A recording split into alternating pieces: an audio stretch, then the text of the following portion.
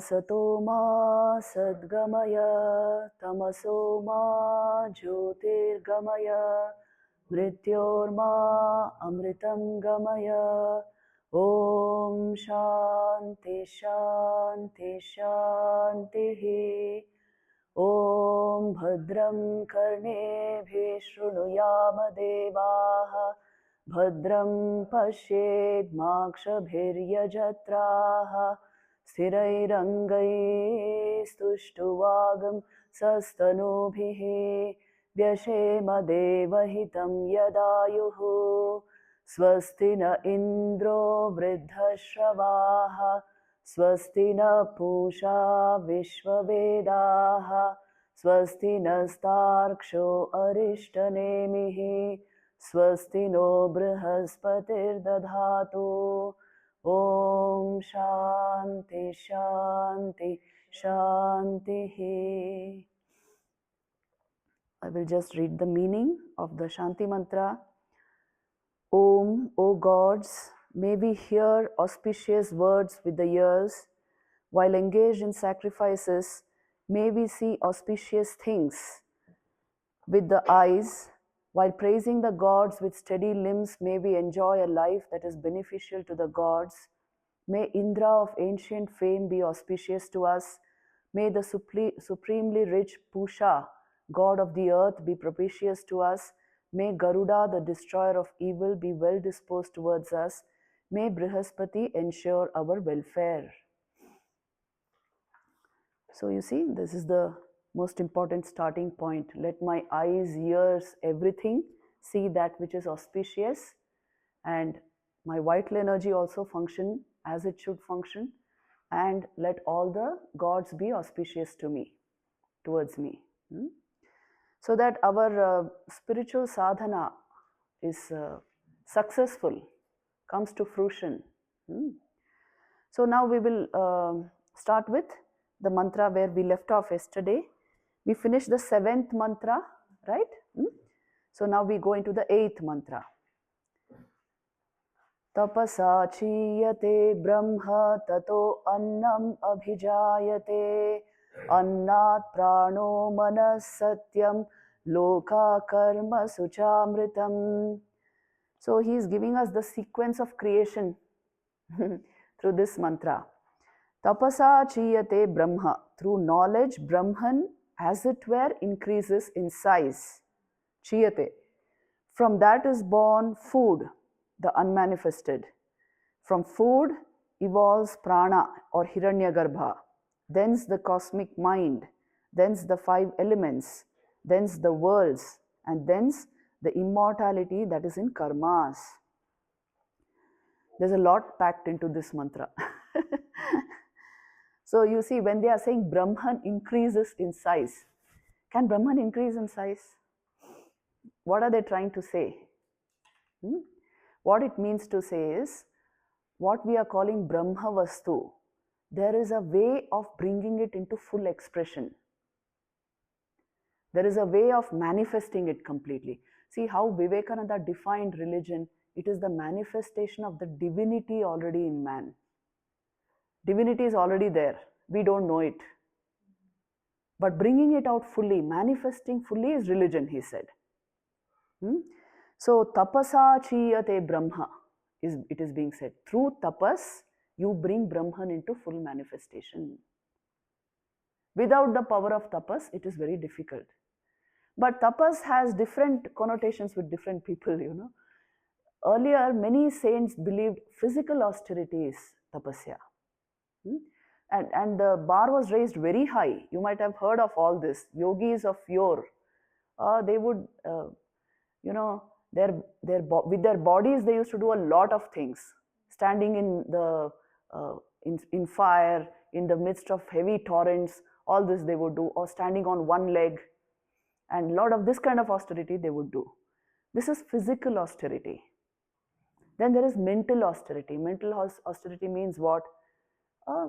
Following all these yama niyama principles, which means a certain discipline in our everyday life, discipline in speech, discipline in thought, and the feeling of ahimsa, brahmacharya, all this is called mental tapas, mental austerity. Control of the senses, control of the mind, all this falls under mental austerity. Now, mental austerity is more important than physical austerity. Physically, see, man is not just body, he's more an embodied mind. So, unless we learn to control our mind, we are not going to come to this level of knowledge. That is why some amount of austerity should be there in life for Brahman to be manifested fully. This is what they are saying. Tapasa chiyate Brahma. And then, tato annam abhijayate. What is the meaning of this? See, here, no, there are technical terms used. Tato annam abhijayate, annat prano mana. Now, food here denotes what? If you go into the commentary, see the commentary of Shankaracharya is right there. Go to the next page. Annam, food, word derived from the root ad, in the sense of that which is eaten or enjoyed, means the unmanifested that is common to all creatures. Here it means Maya. Maya is called the unmanifest, Prakriti. She is called the unmanifest. So, you see, from that arises Prakriti. The entire scheme of Sankhya is actually being described here. From this Brahman will arise Annam. From this Annam will arise Pran. Pran is, what is Pran? It is the cosmic energy or force through which everything functions. So it is an attribute of Prakriti herself. That's why we call her Mahamaya, isn't it? We call her the Divine Mother, Divine Shakti, because she is the source of all energy. And everything is a manifestation of energy alone. See, this idea is very ancient in Hindu scriptures, in Vedanta. It was recently discovered by whom? Everything is only energy. When Einstein said it, we understood it. But the idea is very ancient. All matter is nothing but energy. Because you see, now from this energy, Annat Prano, then from Prano Manaha, even your mind, your thought, everything is nothing but a manifestation of vital energy, which is nothing but that Prakriti manifesting through the embodied soul, the individual.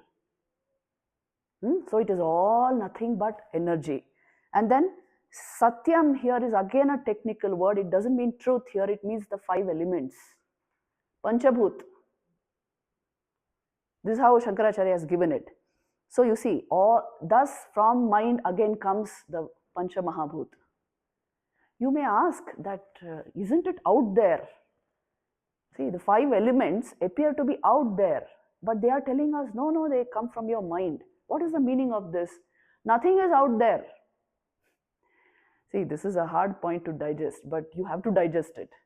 Although physics will tell you, it's all out there, and because it's out there, you are seeing it.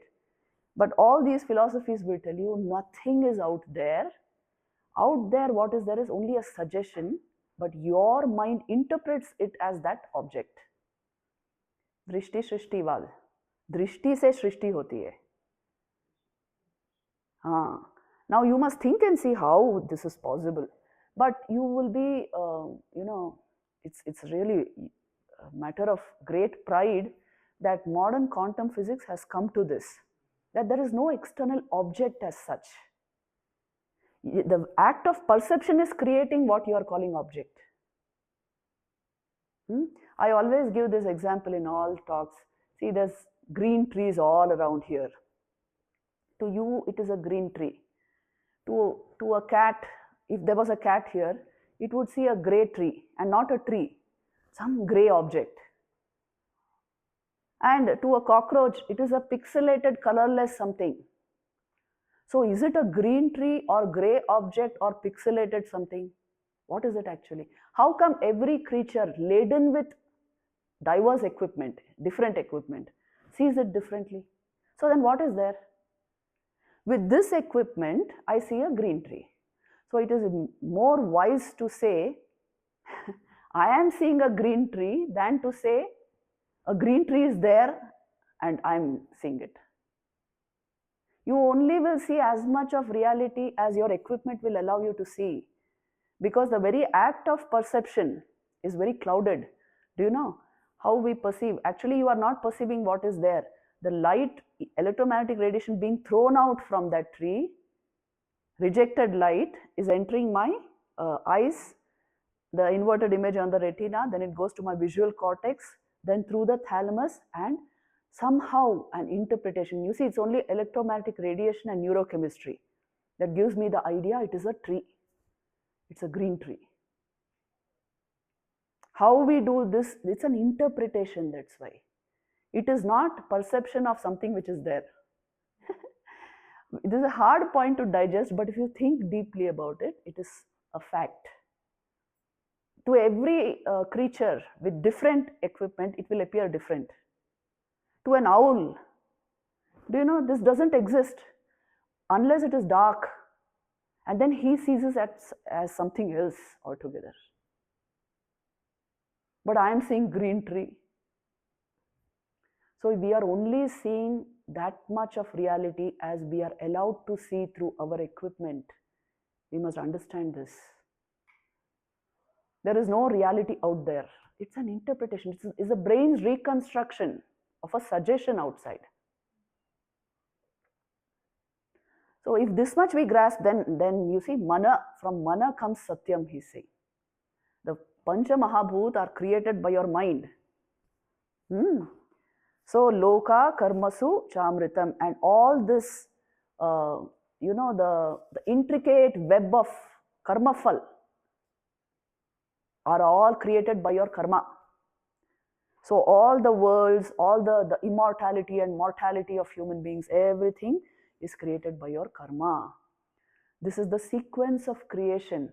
Human life on this planet, see, we don't see it usually like this, so we feel, oh, by chance we have come and now we have to enjoy this external world, and then whatever happens after life will take care of itself.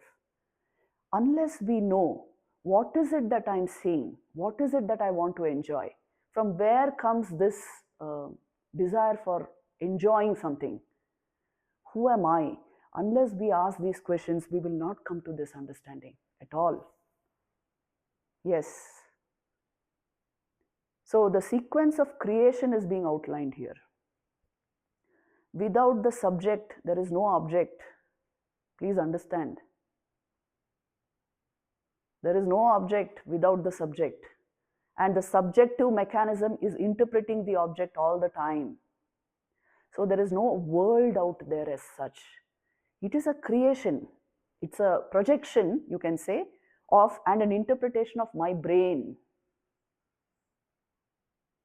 You must give this enough thought to grasp it. For quantum physicists, this is 100% true. They have no doubts. But for the common man, he is in great doubt, because we always are used to thinking everything is outside of us. They are telling us nothing is outside of you. This is the sequence by which you see everything. The Pancha Mahabhut also. Everything is a projection of this Maya, Prakriti. Mahamaya is playing. See, Thakur used to say that so simply, no? But we think it is poetry. It's not poetry. He's seeing it like that. He's seeing reality as it is. He used to say, my mother has created everything. That's what they are saying. He used to say, Tini shob hoyechen. She has become everything. That's what they are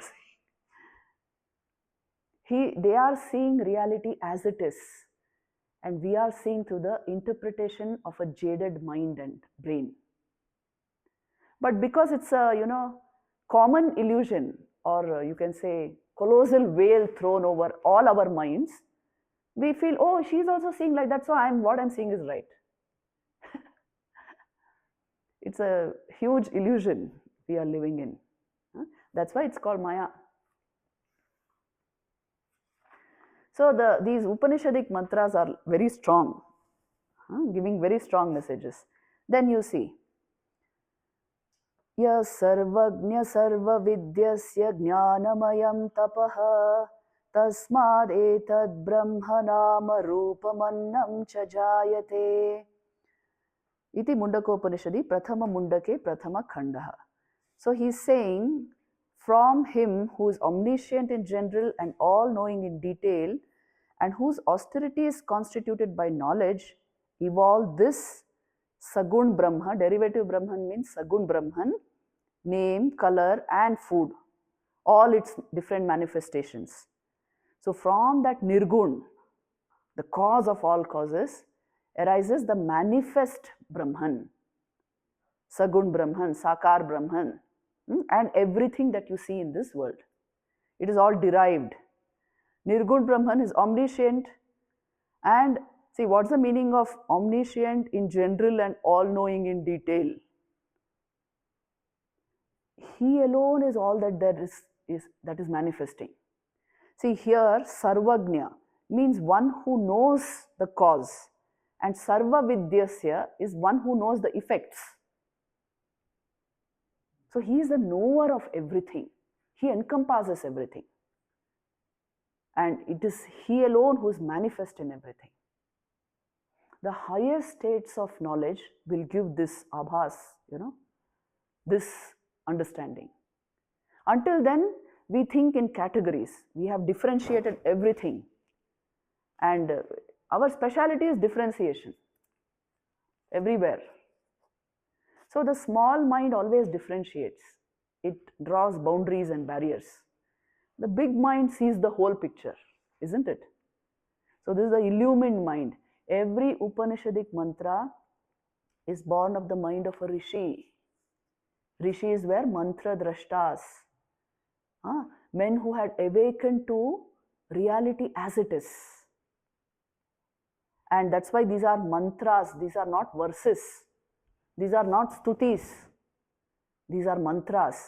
Mananat trayate iti mantra, which means if you go on thinking about these, it will liberate your mind. That is the power of these mantras. So you see, very deep truths are being given out here. A very generalized understanding of what is creation, what is the human soul, who is Brahman, what is Brahman, and how it is manifested in creation. And thus ends the first Mundak. With this 9th mantra. Now we go into the second canto of the first Mundak. Go into page 20 here. Tadetat satyam mantreshu karmani kavayo yanyat pashyanstani tretayam bahudha santatani tanyacharatha niyatam satya kama Eshava pantha sukrutasya loke. So here he says, the karmas that the wise discovered in the mantras are accomplished variously in the context of sacrifice, where the 3 Vedic duties get united. You perform them forever with desire for the true results. This is your path leading to the fruits of karmas acquired by yourselves. So now they are going to describe the importance of karma and also these sacrificial karmas. So sacrifices, yajna, was the yoga of the Vedic age. So what is the meaning behind all these sacrifices? Nowadays we are not doing it in that measure. People have very little idea of this. But why so many mantras now are going to be dedicated to sacrifices? Why sacrifice? And to whom are you giving oblations to in the sacrifice? So you see, the whole concept was, in the Vedic age, you can appease the gods through vahani, through fire. And so they would pour oblations into fire with specific prayers, and thus were born sacrifices. But there's a deeper idea behind these yajnas. They understood certain fundamental laws, and certain fundamental laws of this universe, like for example, the law of, give and take. It was called rhythm, which means life is, see, we are taking so much from life. The air we are breathing, the water that we are using, the food that we are consuming, it is born of the labor of other beings, isn't it? Either human beings or plants, or you see this very atmosphere, this very earth is giving us so much. And we are utilizing all those products. But what are we giving back? We are not exactly giving. You may say, no, I am paying my water bill. That's not the point. Water itself, who created water? Who created air? The point is the basic elements that we are using and life as we are experiencing it, we didn't do anything about it. It was given to us as a gift. Now my duty then becomes, I take it reverentially and I replenish it. I put it back. What I take from life, I should be able to put back into life. Every single thing I should be able to put back. Then only it is yajna. So to make this into a symbol, to make this into a kind of ritual, they created this yajna fires, in which they would pour oblations so as to say, see, swaha actually means I give back. I give back to life. I have taken so much, I give back, I give back. To symbolize that, they created yajna, concept of yajna. It was meant for that, to rejuvenate, replenish life, renew life, because only when you give back, then your receiving is worth something. If we don't give back, we will only deplete all resources everywhere. So it's simple. See, today's climate change can take a lot from yajna idea. You can watch the talk on, Bhagavad Gita given at Seton Hall University. Extensively, I have covered this point in that talk. You have to put it on YouTube, Seton Hall Divyanandaprana or Bhagavad Gita. If you put, it will come. The concept of yajna was very important in the Vedic age. This was the original concept of yajna. That the cycle of give and take is never broken. And it is mandatory duty on the part of every human being to put back into nature what you draw from it. So today, what practical form it can take? Planting trees, first and foremost. Most important thing required for our planet. Otherwise, we'll be nowhere. In a couple of generations, we'll just be nowhere. And maintaining our water resources. If there are enough greenery, there will be a lot of water. And taking care of the soil. These are the things we are ignoring drastically. Unless we pay attention to all this, really I'm telling you, human survival is at stake. You can watch that documentary called Boundaries by David Attenborough and one more person. It's marvelous to show how much we have crossed the boundary and what are we inviting into the future. So this is the actual concept of yajna, putting back into life what you take from it. Later on, they became sakama yajnas, which means I will pour oblations to please the gods. All this came about. But the original concept of yajna is very beautiful, very pure. So see, now this entire world, they are telling us all of your karmas, unless they become yajna, unless they become really like this, they will bind you through the karma phal. Unless karma is done as yajna, it will bind you. This is the idea here. You see? Tani acharata niyatam satyakama eshava pantha supritasya loke. You perform your duties with desire for the true results. This is your path leading to the fruits of your karma acquired by yourselves. So every act has a karma phal. You must have heard these words, isn't it? Every karma will give you a fruit, a karma phal. Unless you are doing it with the spirit of yajna, with the spirit of I am giving back what I have taken from life. It is my duty to do this. Unless I am doing it with that spirit, the karma phal will go on building up. It won't liberate me. Karma will not liberate me unless it is done as yajna. Which means free flowing energy for the benefit of others. Unless that is there, my energy will turn against me. Have you seen this? You see, if you actually study psychology, the cause for the depressed mind, the frustrated mind, is inability to have positive vital energy in the system. Nothing positive happens in that mind. because that mind has never given. Freely, when you give energy, you share your happiness, you share your love, you share your money. When you do this freely, your mind will open up to universal life. Your vitality will rejoice because life is meant for that. It is one energy, only manifesting through different bodies. If I say, no, my energy is only mine, I will keep it to myself. See, all the most beautiful things of life, when you share them, they double. Love. If you give love, you will receive love. More happiness you will receive. Mathematically speaking, it should deplete, no? If I give something, it should deplete in me. Logically speaking, it should deplete. But the ways of life are not the ways of logic. Yes, logic is a manovritti we have invented to understand certain things. But the ways of life are free flowing. You have to give as much as you can give, and you see how life will replenish you. Give happiness, give joy on an everyday basis. I am telling you, make this your philosophy of life. Ar kichui lagbe na, eta thakle. Give joy to 5 people in your life every day. Even a simple smile in the morning to your maid, to your milkman. Make others happy. Make children happy. Give others that feeling that they are well protected in your presence.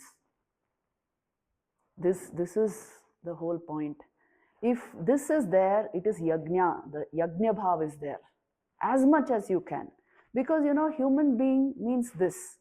You are able to shelter all creation. The picture of the human being, in any religion of the world, is he is a shadow of the divine. He should manifest that divinity. And every creature should feel comfortable at home with him. So unless we have this, shubha karma na thakle, ei brahma gyan sab kichui hoy na. Only with very good karma, the mind opens up to pure knowledge. And if this karma backup is not there, it will not happen. It's that simple. So that's why again and again they will come back to this. That's why you see these sacrificial fires in the Vedic times. To reinforce this idea, I have to give back. I have to give back. This is the way of life. This is the universal law. It was called rhythm in the Vedas. Rhythm means rhythm. Keeping the rhythm of universal life by putting back what you take from life. And in the Puranic age, it became karma. Yes, causality. There is an effect to every cause. So I must take care of the causes to change the effects. If our work is pure, if our karma is pure, our intent is pure, you will go very far in spiritual life. Otherwise, it doesn't happen. So all this they have packed into one mantra. Now you see the next is the sacrificial mantra. Second mantra. Yada lelayate hirchi samidhe havyavahane tada ajya bhagavantarena huti pratipadayet. When shoots up the flame, when the fire being set ablaze, the flame shoots up, one should offer the oblations into that part that is in between the right and the left. Those of you who have done homa will know this, or at least you have seen homas, you will know this. There's a specific part where you pour the oblation between right and left. So they are mentioning that. See, all sacrifices or these rituals are derived from Vedic mantras and have very deep meaning. So you must never dismiss rituals. Many of us have that tendency. We feel, well, I know the philosophy, I can do away with the ritual. No. Ritual was created so that I am able to digest the philosophy and apply it in everyday life. So to condition my mind in a particular sentiment, a ritual was invented. A symbolism was invented. So I must not undermine it. Everything has a place. You see, for some people, ritual alone has the main place in their lives, you know. They transform their consciousness through rituals. Then go to the next third mantra.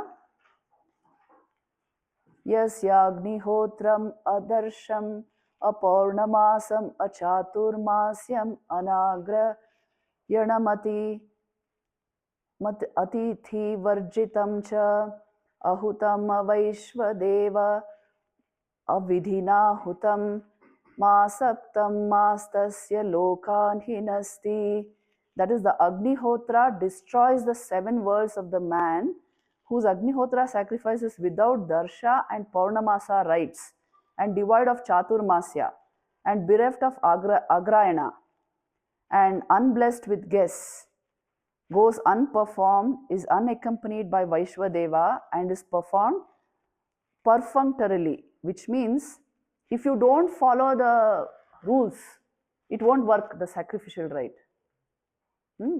Nowadays we are not doing the sacrifice only, so the rules also don't matter, but they are insistent on this. You see, even the Agnihotra sacrifice is, if it is without darsha and Paurnamasa rites and Chaturmasya rites and bereft of Agrayan, and if there are no guests, no atithis, and it is equivalent to being not performed. So as it is to be performed, you must do it. All these are the ways in which in the Vedas they would worship the gods. Then you see about the flames also. There are many mantras, you see. Kali karali cha manojava cha sulohitaya cha sudhumra varna sphulingini vishwaruchi cha devi lelayamana iti sapta jivva. The names of the flames are Kali, Karali, Manojava and Sulohita, and that which is Sudhumra Varna as also Sphulingini and the shining Vishwaruchi. These are the 7 flaming tongues, as it were. So the fire is to be lit in such a way, each flame can be identified, and these are like the tongues of Vahani. Vahani is the fire god who will carry our sacrifices to the gods. That's the idea. Eteshu yascharate bhrajamaneshu yatha kalam chahutayo hyadadayan tam nayantyeta suryasya rashmayo yatra devanam patireko dhivasaha. These oblations turn into the rays of the sun, and taking him up, they lead him who performs the rites in these shining flames at the proper time to where the single Lord of the gods presides over all. So you see, these very flames are supposed to take the one who performs the sacrifice perfectly to the highest. It is described like that. So it takes him to God, Ishvara. See, Ishvara, what is the definition of Ishvara? The same Brahman who comes, you know, in conjunction with Maya, but one who lords over Maya and expresses himself in Sagun Sakar aspect is called Ishvara. This is how it is seen in Vedanta. So he is now this Ishvara is not an impersonal absolute somewhere. He is the personal deity.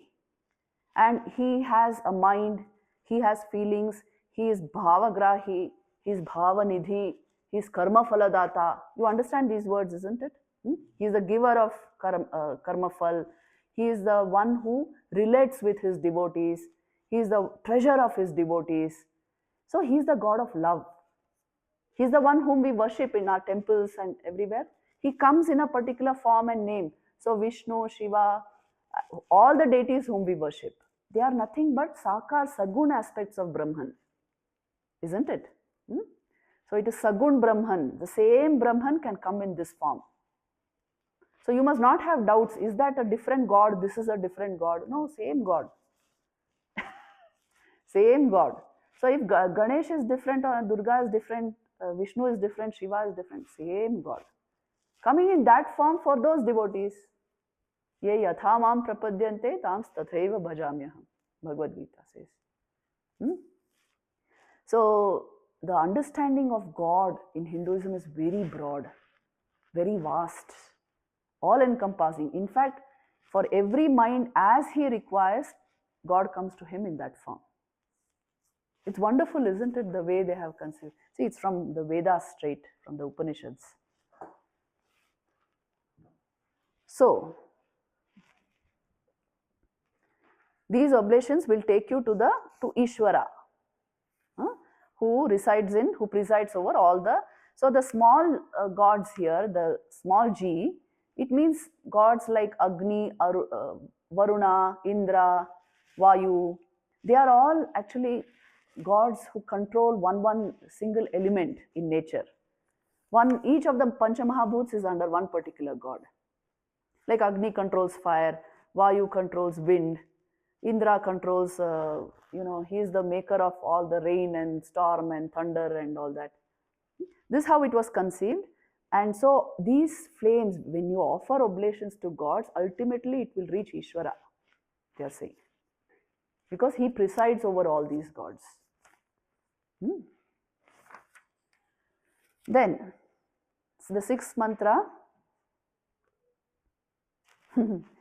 Yehi iti tamahutaya suvarchasaha suryasya rashmibhir yajamanam vahanti priyam vacham abhivadantyo archayantya esha vapunya sukruto brahmaloke, saying, come, and uttering pleasing words such as this is your well-earned virtuous path which leads to heaven, and offering him adoration, the scintillating oblations carry the sacrificer along the rays of the sun.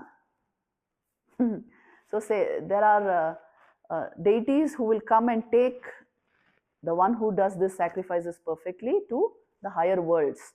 According to our karmas, the worlds are decided. You know that whole scheme, na? How it is decided. See, what decides our life after death? Where the soul will go. Now, actually speaking, the soul doesn't go anywhere.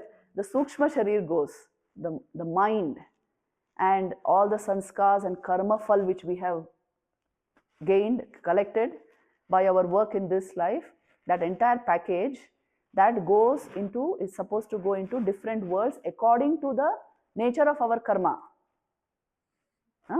According to what karma phal we have earned. So unless our intent and motive are pure in every karma, we are not going to earn positive karma phal. Many times you see, we feel, oh, I have done my duties in life. But duty is much more than just taking care of what is around you. Duty means how much I have contributed to universal life. Duty means how much I have helped in raising another life, raising another consciousness. How much I have taken care of the needs of everyone around me.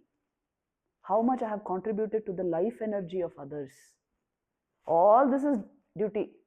After a certain age especially, see, once your children are grown up and now they are independent, you must devote yourself to nurturing life in whatever form it comes to you. This is the really mature life. The more we give, you remember, the more we will receive. That is the purpose of the vital energy Shakti within us. ये जो प्राण शक्ति है ना, what is its purpose? Its purpose is to nourish others' pran. But if we utilize this pran shakti for all sorts of things, and even under the name of religion, so take care of all this. Whoever comes into real spirituality will have an enlightened mind, will be very conscious about karma and understands the way of karma phal. Because ultimately only that will go with us. Think and see. Anything else will go? House, property, jewelry, money, children, wife, spouse. Nobody will go. Karma phal will go. The sanskars and karma phal which you have gained in this life will go with you. and decide your next birth. So how much we invested in that? Think and see. The really intelligent are futuristic, they think about their future and they will invest their energy properly. Once our basic needs are taken care of, the family is safe, everything, they are independent now. Now all my life energy should be utilized in raising life, protecting, nurturing life. So take care of this, because this is all that is going to matter ultimately. Thakur used to say, a person who does not pay attention to this, even in his last hours also, he will say, trim the wick of the lamp. Thakur says this because you are burning more oil. He is passing out, okay, he is dying, but his concern is still this much only. This life can be a huge trap if we are not careful. Upanishads have, that's why you see, all this study is meant to awaken us to real life. And unless we take care of this, we don't know what future we hold. Karma theory is a big theory. I don't want to go into that because then long Upanishad this is, na. But there are many things you can know about karma. Which is that video, Didi? I'll tell you, there's one video called Karma and Mind Management. You please see this video. It will help you. Karma and Mind Management. It's an IIT Delhi video.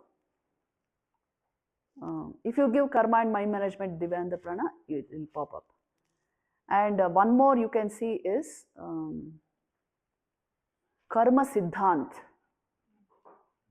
Please see Karma Siddhant. Fundamental things about karma you should know.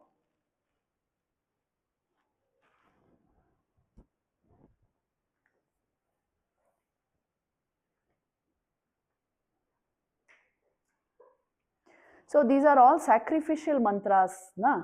Talking about sacrifice. So they go in a particular way. You see the next one. Plavahete adridha yajna rupa ashtadashoktam avaram yeshu karma etat shreyo ye abhinandanti mudha jara mrityum te punareva piyanti. So now they are telling you the limitations of this kind of karmic action, the limitations of mere sacrifice, that also they will tell you, and the importance of knowledge. See, the meaning of this is, since these 18 constituents of a sacrifice on whom the inferior karma has been set to rest are perishable because of their fragility, therefore those ignorant people who get elated with the idea this is the cause of bliss undergo old age and death over and over again. The whole point is, these are feeble rafts. Plava hete means, if a raft is not properly made, it will drown you, isn't it? Karmas are like that, he is telling. Ultimately, you see, karma is not a final law. Although it is a serious thing, you must take it very seriously. But karma phal alone will not liberate your mind. It is knowledge that will liberate your mind. This is what they are telling. You must take care of your karma phal, keep it very good. Keep your karmas clean and pure, and so that it will yield very positive karma phal. Then invest in knowledge. This is what he is saying. Because no matter what you do, you will have to come into this world again and again if you don't have real knowledge. You must remember, this is, see, Shankara's interpretation it is, knowledge alone will give mukti. It is only through knowledge he insists, because our problem is, what is our problem? Bondage. Ignorance is our problem. When ignorance is the problem, knowledge is the solution. We don't know our real nature. See, the famous equation of Shankara is avidya, kama, karma. Avidya is leading to kam, and kam is leading to karma.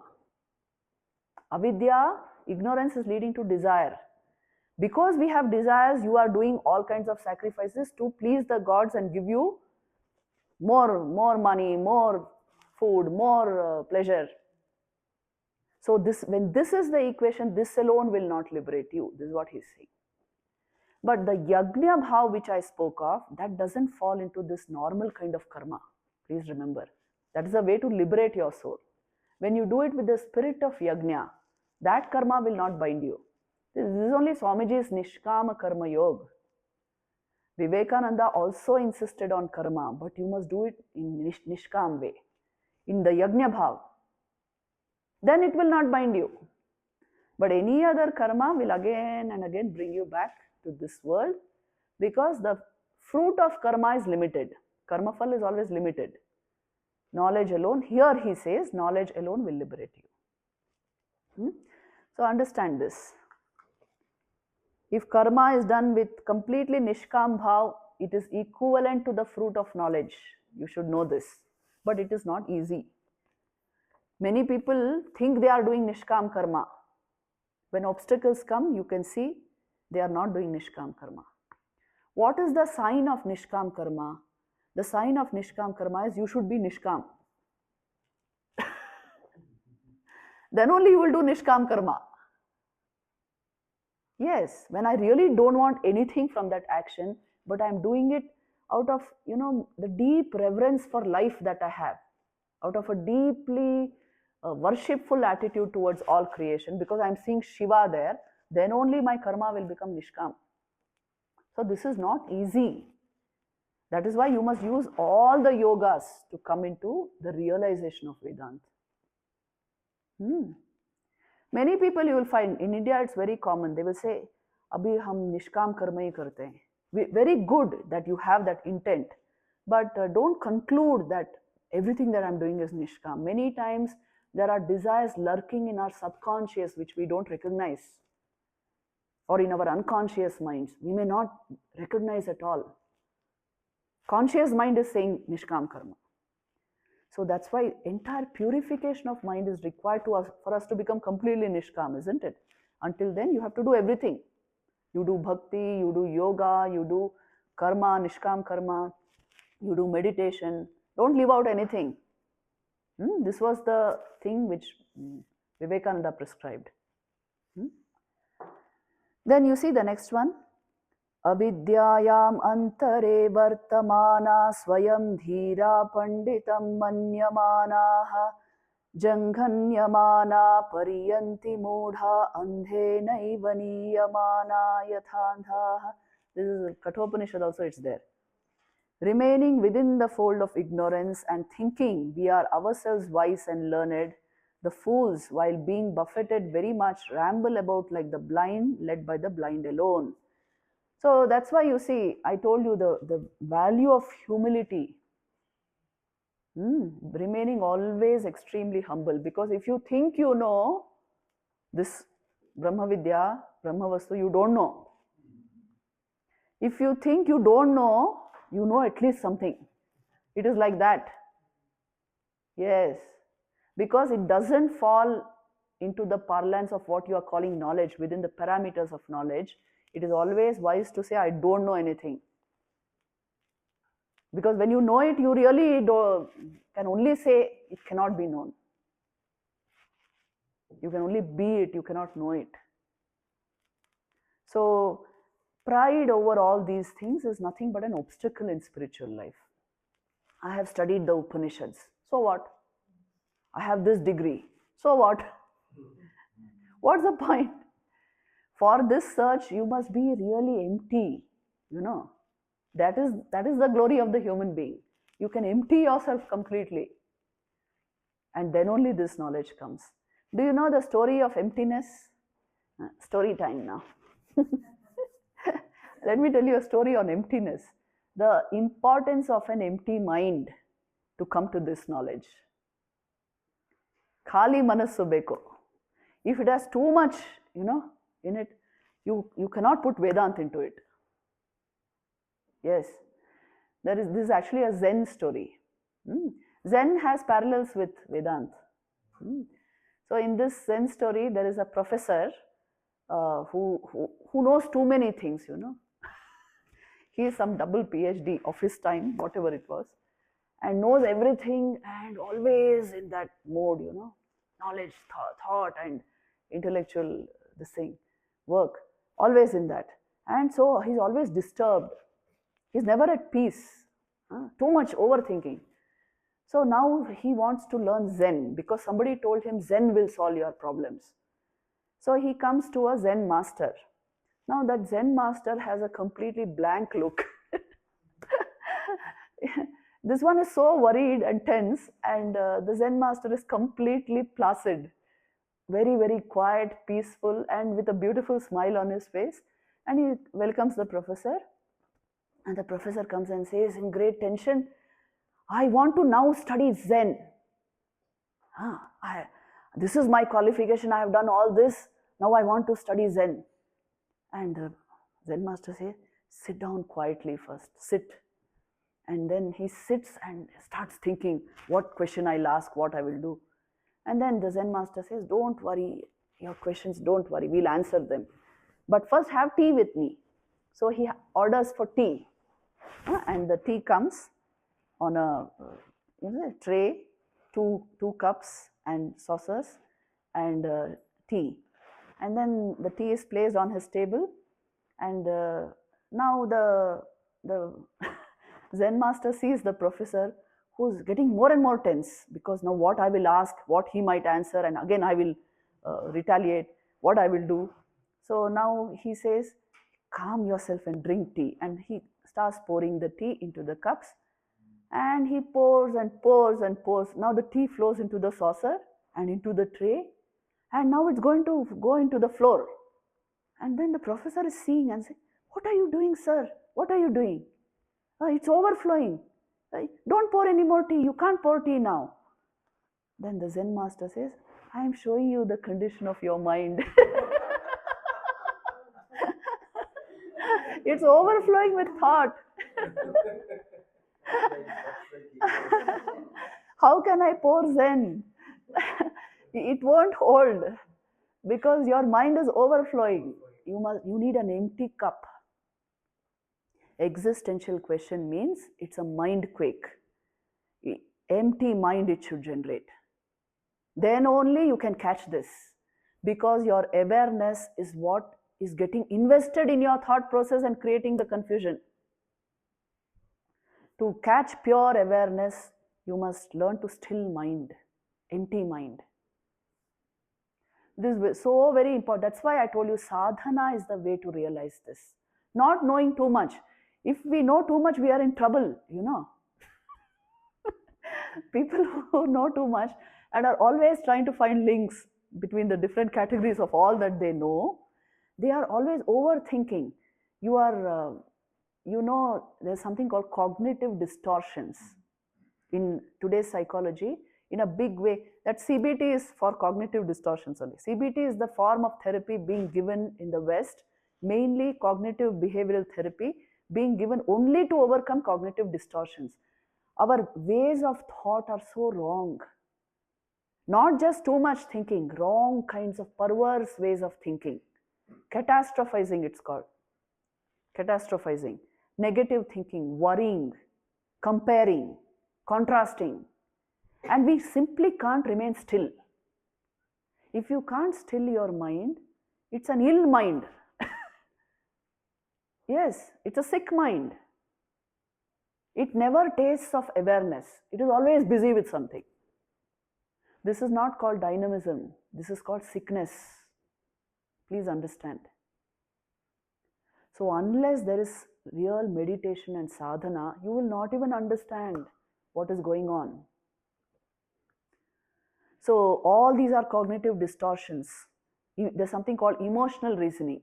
That is also a cognitive distortion. You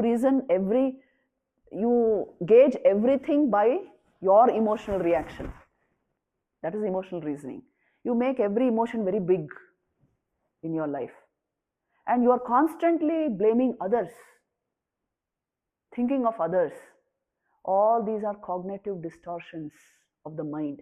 It become a rogue, Manir. Unless you get rid of it, you cannot come to this.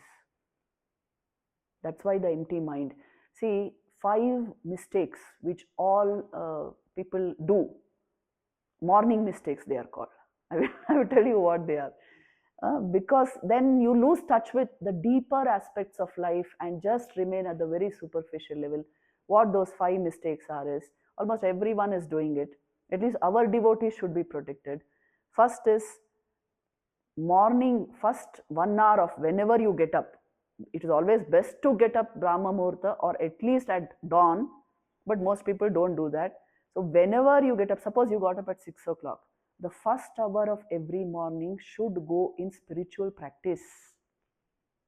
But no, that training has not happened. They will either take up newspaper or go to Facebook or do some such kachara work, doing something which will at once agitate your mind, bring it down. Don't do this. First mistake, first hour of every morning when you get up, either sit and take the name of God, or go to your puja room, do some aarti, do some puja, or read Bhagavad Gita or Kathamrit. Do something which will lift the mind. For students, I say half an hour, because you are not students, it is 1 hour. First 1 hour of every morning must go in some form of spiritual practice. That is the time your mind is fresh and awake. Give it good food. Second is brooding over who said what, who troubled you, who harmed you. Why in the family this kind of person is there? Intar nan jote yake, my karma fal. Brooding, blaming, that is the second common mistake which you do. Morning hours. If he was not there, I would have done this. She is such a headache in my life. After a certain age, you see, especially when you're retired, you must let go. Just let go. Vanaprastha ashram mane, you let go. Who is how in your family? Why you bother so much? You can't change sanskars. You can only change sanskars at a young age. After that, everybody goes by their sanskars. So easily, you can't make changes. Your own son, you may not like his ways. Now, whole life are you going to keep brooding over it? So, second mistake, stop brooding. Don't think of the negativities of others. Don't have complaints. Learn to withdraw into your prayer room, into your studies. Now you have a different life altogether. Even if the spouse is not of that kind, whatever duty you have to do, you do and you keep to yourself. Yes. Because you have to build your life, spiritual life, isn't it? Third is emotional reactions to every family member's comments. You stop it. Once you make an emotional reaction, it will become big in your head. You showed anger, or you cried because somebody told you something very bad. Bas, now it has become a sanskar. It will keep pricking you, not that person. Stop your emotional reactions. Your emotions are meant for God, not for all and sundry. Do your best for your family. Learn to withdraw at the right time. See, because you are of that age, I am telling you this. To students, I don't talk like this. Vanaprasthashram is very important. After Grihasthashram, by the time you are 50, shift to this smoothly and let the family know. No problem. Then fourth common mistake which you do. Even if you go to ashrams and if you go to talks and all that, say you went to Ramakrishna Math or Shada Math, you listen to talks and all that, but the charcha you do with other devotees will sometimes not be spiritual charcha. It will be what came up in the newspaper or cricket or something. No. In spiritual holy company, only holy talk. This is very important because these sanskars are so rare, I must preserve them. Otherwise the world will take away my energies. You know, you can contribute a lot to the world if you are spiritual. Your very mental vibrations will change the minds of others. So you please remember this always. Building spiritual faith, building spiritual practice, and it is the highest contribution you can make to a society, because you develop a powerful sattvic mind which will affect other minds positively. Don't think, "Arey, I'm being selfish." There's no selfishness here. You have to build your inner life if you want to effectively contribute. So don't make this fourth mistake also. Fifth mistake is, when you are with friends and family and all, many times you are carried away by, fast food or some television program everyone is enjoying. Don't invest and waste time in all this. You must keep it. Thakur used to say, "Budhi mudhi shant rakhte hai," which means you must keep your stomach and head calm and cool to be able to do sadhana. So eating fast food or watching some flimsy television program because the family is enjoying it. No, now my life is different. No, I will do sattvic things. I will keep my senses pure because God is prime in my life. See, practical tips I am telling you. Go to Bhagavad Gita, go to Kathamrit, go to Upanishads, do Shastra Charcha. The vrittis of our mind should be of this kind, no? Then only the gain is there. If whole day I am only discussing newspaper, what gain will I get out of? Can you provide a solution? If you can provide a solution, it was worthwhile. I cannot provide a solution. What will you do ruminating on that all the time and getting sick out of it? The world is so bad, the world is going to dogs. But if I can't do anything, go to the glorious world of devotion. Why do you get sick with this? Samsarati iti samsar. Samsar is always changing. Now it is good, now it is bad, now it is in the middle, now it will provoke you, now it will satisfy you. It will be like that only. My inner life I have to build through all these means. So every day, if you can, spend time in your puja room. Do puja, because otherwise the mind will want to do browsing or gaming. Do something sattvic. Gradually you will see lifestyle change. As you change, the mind will go on changing. So that is why they are telling, invest in knowledge. It is important. I think we'll end it here today. Om Shanti Shanti Shanti.